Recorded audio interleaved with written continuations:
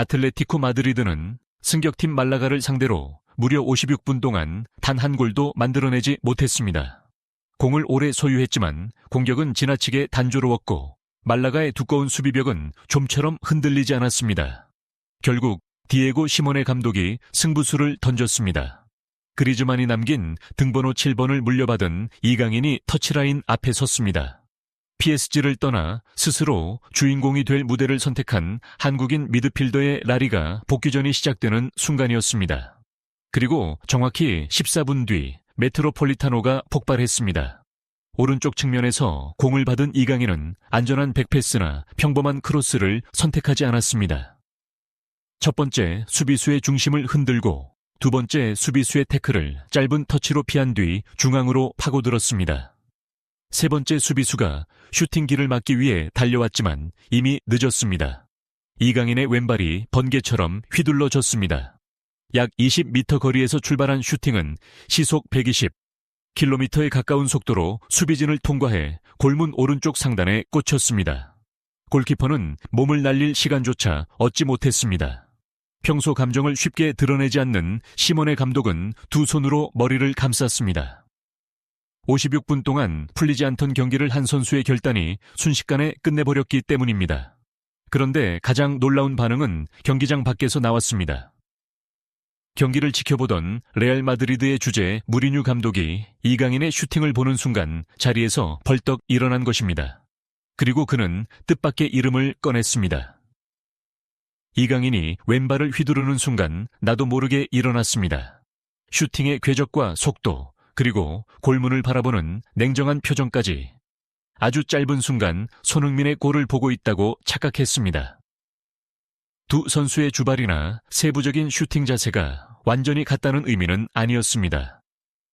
무리뉴가 발견한 것은 결정적인 순간 상대에게 아무런 반응 시간도 주지 않는 킬러의 냉정함이었습니다. 도대체 그는 이강인의 데뷔골에서 무엇을 본 것일까요? 첫 번째는 경기의 흐름을 단번에 바꾼 게임 체인저의 결단이었습니다.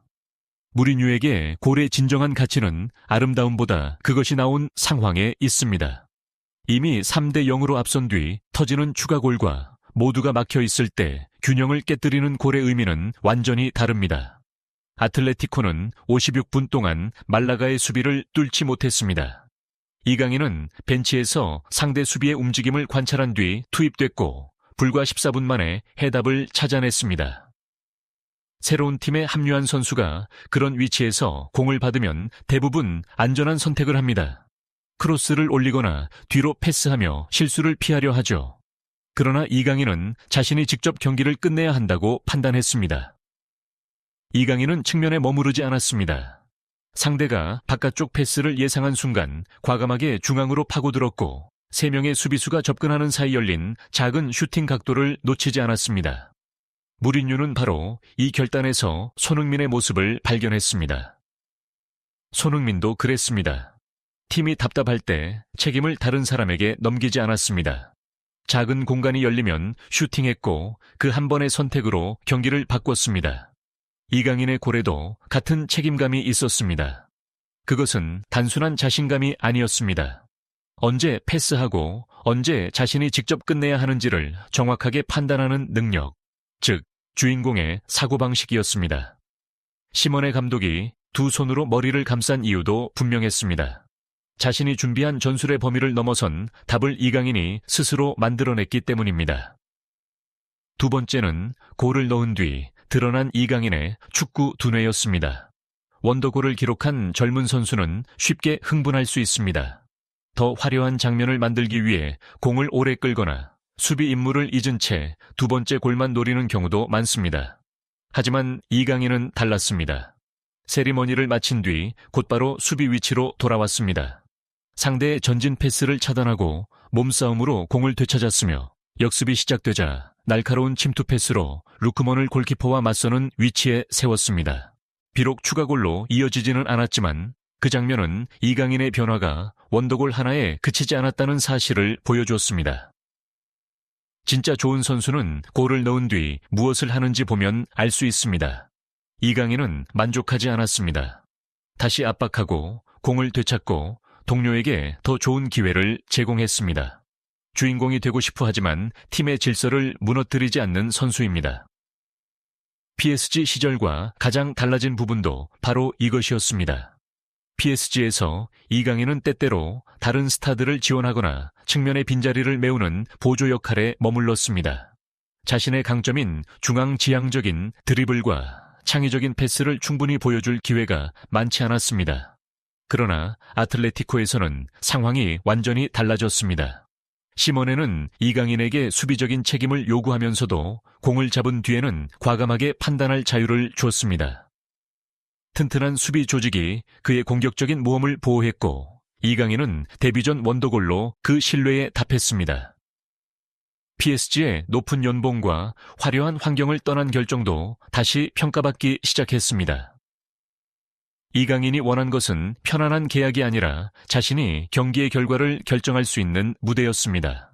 그리고 새로운 유니폼을 입은 지 단 14분 만에 자신이 더 이상 조연이 아니라는 사실을 증명했습니다. 반면 자신의 미래를 둘러싼 잡음이 이어진 훌리안 알바레스와 비교되면서 이강인의 태도는 더욱 주목받았습니다.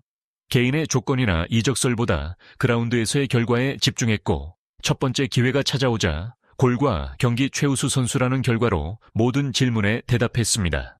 세 번째 이유는 이강인이 마침내 자신에게 맞는 전술적 옷을 찾았기 때문입니다. 이강인의 진정한 장점은 직선적인 속도만이 아닙니다. 좁은 공간에서 상대의 무게중심을 무너뜨리는 첫 터치, 압박이 몰리는 순간 반대편을 발견하는 시야, 중앙으로 이동하며 패스와 슈팅을 동시에 위협하는 능력이 핵심입니다. 라리가는 기술과 위치 선정, 짧은 패스의 각도를 중요하게 여기는 무대입니다. 어린 시절부터 스페인 축구를 경험한 이강인이 자신의 능력을 표현하기에 가장 자연스러운 환경입니다. 특히 시모네의 아틀레티코는 조직적인 수비를 바탕으로 일부 공격수에게 결정적인 자유를 부여합니다. 팀 전체가 뒤에서 균형을 잡아주면 이강인은 상대 수비의 빈틈을 찾아 움직이고 공을 잡는 순간 자신만의 창의적인 선택을 내릴 수 있습니다. 그리즈만이 남긴 등번호 7번은 분명 엄청난 부담이었습니다. 그러나 이강인은 그 번호를 피하지 않았습니다. 오히려 더 이상 누군가의 후보나 보조자가 아니라 경기의 중심이 되겠다는 선언처럼 받아들였습니다. 일부에서는 상대가 승격팀 말라가였다는 이유로 골의 가치를 낮추려 했습니다. 그러나 무리뉴의 판단은 달랐습니다. 상대의 이름보다 중요한 것은 상황입니다. 모두가 막혀있던 경기에서 3명을 흔들고 골문 상단을 마친 기술은 상대가 누구든 사라지지 않습니다. 준비되지 않은 선수라면 승격팀을 상대로도 그런 결정을 내리지 못합니다. 이강인은 단지 약팀을 상대로 골을 넣은 것이 아니었습니다. 새로운 팀과 등번호, 홈팬들의 기대, 그리고 반드시 승리해야 한다는 압박을 모두 견딘 뒤 첫 번째 기회를 결과로 바꿨습니다. 마지막으로 무리뉴는 이강인의 원더골을 통해 미국에 있는 옛 제자 손흥민을 떠올렸습니다. 이강인의 왼발 슈팅과 손흥민의 대표적인 가마차기가 기술적으로 완전히 같은 것은 아닙니다. 그러나 수비수가 반응하기 전에 먼 거리에서 골문 구석을 꿰뚫는 궤적과 냉정함은 놀라울 정도로 닮아 있었습니다. 손흥민은 아무것도 없는 상황에서 골을 만들 수 있는 선수였습니다. 전술이 막혔을 때 한 번의 움직임과 슈팅으로 모든 문제를 끝냈습니다. 이강인의 데뷔골을 보며 그 시절이 떠올랐습니다. 그러나 그의 회상은 곧 손흥민이 처한 MLS 환경을 향한 안타까움으로 이어졌습니다. 손흥민은 LAFC에서 최전방에만 머물지 못하고 중원까지 내려가 공격을 설계하고 있습니다. 동료들의 늦은 판단을 보완하고 강한 압박과 거친 수비까지 혼자 견뎌야 하는 상황도 반복되고 있습니다. 무리뉴는 손흥민의 능력이 사라진 것이 아니라 제대로 활용되지 못하고 있다고 판단했습니다. 손흥민처럼 양발로 수비를 파괴할 수 있는 공격수가 동료들의 부족함을 메우느라 에너지를 소모하는 것은 안타까운 일입니다. 그런 선수는 골문에서 가장 가까운 곳에 있어야 합니다.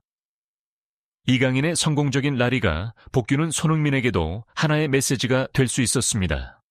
선수의 명성이나 나이보다 중요한 것은 자신의 장점을 이해하는 팀과 전술입니다.